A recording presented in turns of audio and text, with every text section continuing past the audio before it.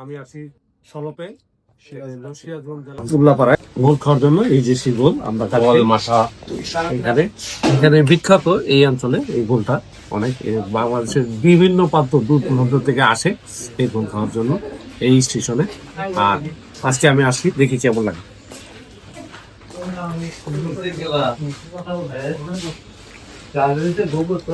ভালো, টেস্টটা অনেক ভালো, অনেক ইয়া। মুড়ি দিয়ে খাচ্ছি স্পেশালি এখানে।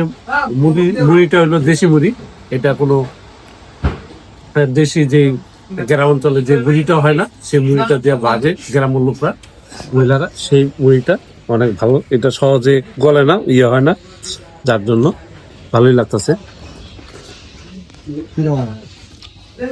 আবার অনেকে চিরা দেওয়া খায়, এটা অনেক খই দেওয়া খায়। আজকে আমরা মুড়ি দিয়ে খাচ্ছি। এটাই গোল না? গোল। মাথা কই? মাথাটা ওই যে মাথা, আপনি একটা একটা দেন। এটা সাথে অনেক সময় চিরা দিয়ে খায়। তারপরে মাঠে দিয়ে খাওয়া যায়, সিরিয়াল দিয়ে মাথা দিয়ে খাওয়া যায় না? মাথা দিয়ে খাওয়া যায় এখানে। আর সাথে এখানে দইও পাওয়া যায়, সেগুলো দই তৈরি করা আছে। আর দেশি মুড়ি, আবার ঘি পাওয়া যায় এখানে, ঘি পাওয়া যায়। আর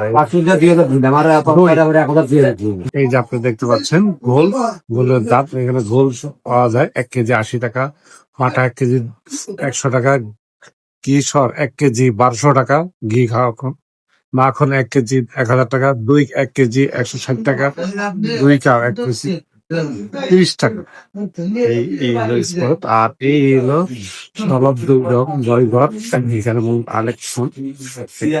আপনারা দেখতে পাচ্ছেন দুধ এখানে জাল দিচ্ছে, আগুন দিয়ে জাল দিতে আছে। জাল দিতে দিতে এক সময় এটা ঘোলের আকার পরিণত হবে, তারপরে এই ঘোলটা বাজারজাত করা হবে। আপনারা দেখতে পাচ্ছেন এখানে প্রায় 30 জন লোক কাজ করে এই ঘোল তৈরি করার পিছনে। দেখতে পাচ্ছেন আগুন জ্বলছে, লার্কি দিয়ে সেই আগুন জ্বালানো হচ্ছে, আর গোলকে ঘন ঘন হচ্ছে এখানে। আর সাথে এখানে দেখেন প্রায় অনেক পাতিল, এই পাতিল গুলা দিয়ে ঘোল ঢাকনা দিয়ে রাখা হয় তৈরি করে। এটা যখন ঠান্ডা হয় তারপরে আস্তে আস্তে করে এটা পরিবেশন করা হয়। কোথেকে আসছেন আপনি? ঢাকা থেকে। ঢাকা থেকে। কেরম লাগে আপনার? এই সুন্দর, এটা একটা চমৎকার স্বাদ।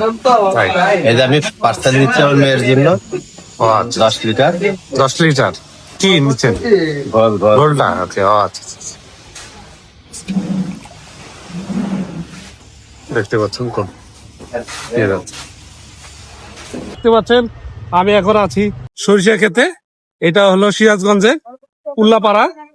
অবশ্যই বিশাল অঞ্চল, পুরা মাঠ জুড়ে খালি সরিষা আর সরিষা। আপনারা দেখতে পাচ্ছেন সরিষা আর সরিষা।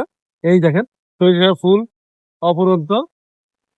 আর এখানে অনেক জায়গায় আপনারা দেখতে পাবেন যে মধু সংগ্রহের জন্য এখানে অনেক জায়গায় লাগানো আছে। আমি অলরেডি মধু নিয়েছি বাসার জন্য। দেখেন ভালোই লাগছে, মৌমাছি মধু সংগ্রহ করতে আছে। এই যে ওই যে দেখতে পাচ্ছেন আপনারা, এই যে মৌমাছি মধু সংগ্রহ করছে, এক জায়গা থেকে আরেক জায়গায় যাচ্ছে।